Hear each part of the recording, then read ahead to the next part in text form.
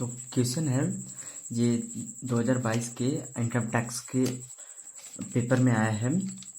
What are the condition that an individual has to fulfil to be called a resident, a not ordinary resident और a non resident. तो कौन कौन सी condition होती हैं वो बतानी है। तो residential status of individual section 6 subsection 1 के अंडर बताया गया है। तो इसकी दो बेसिक कंडीशंस होती हैं। तो पहली कंडीशन क्या है? Basic condition number 1, if the individual stayed in India for a period of 182 days or more during relevant previous year.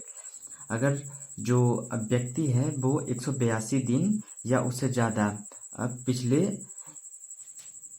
इसी साल रहा है तब वो रेसिडेंट होगा। यही दूसरी कंडीशन क्या बोलती है? If he stayed in India for a period of 60 day or more during relevant previous year and 365 day or more during 4 years immediately preceding the previous year. मतलब अगर कोई व्यक्ति पिछले साल 60 दिन या उससे ज़्यादा रहा हो या बीते हुए 4 सालों में 365 दिन या ज़्यादा रहा हो तब वो रेसिडेंट। तो ये दोनों हमारी बेसिक कंडीशन थी। अब एडिशनल कंडीशंस कौन कौन सी होती हैं वो देखने लेते हैं। एडिशनल कंडीशन सेक्शन 6 सबसेक्शन 6 के अंडर बताई गई है। He has been resident in India in at least 2 years out of 10 previous year immediately preceding the relevant previous year. अगर जो व्यक्ति है वो पिछले 10 सालों में 2 साल रेसिडेंट रहा हो। रेसिडेंट होने के लिए कौन कौन सी ये बेसिक कंडीशन दोनों पूरी हो, एक भी पूरी हुई तो रेसिडेंट। ठीक है, तो जो व्यक्ति है वो पिछले 10 सालों में 2 साल रेसिडेंट होना चाहिए। मतलब 2 साल उसको इस बेसिक कंडीशन पूरी करनी है तब वो रेसिडेंट। और वहीं दूसरी बेसिक कंडीशन क्या बोलती है? He has been stayed in India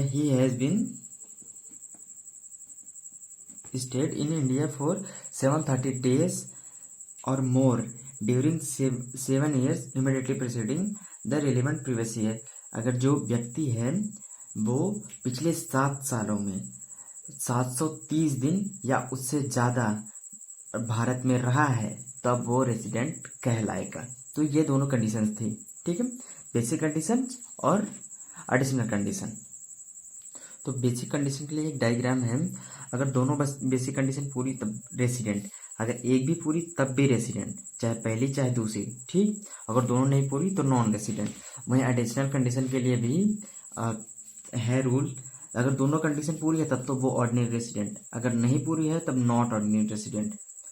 एक पूरी है तो नॉट ऑर्डिनरी रेसिडेंट चाहे जो सी भी।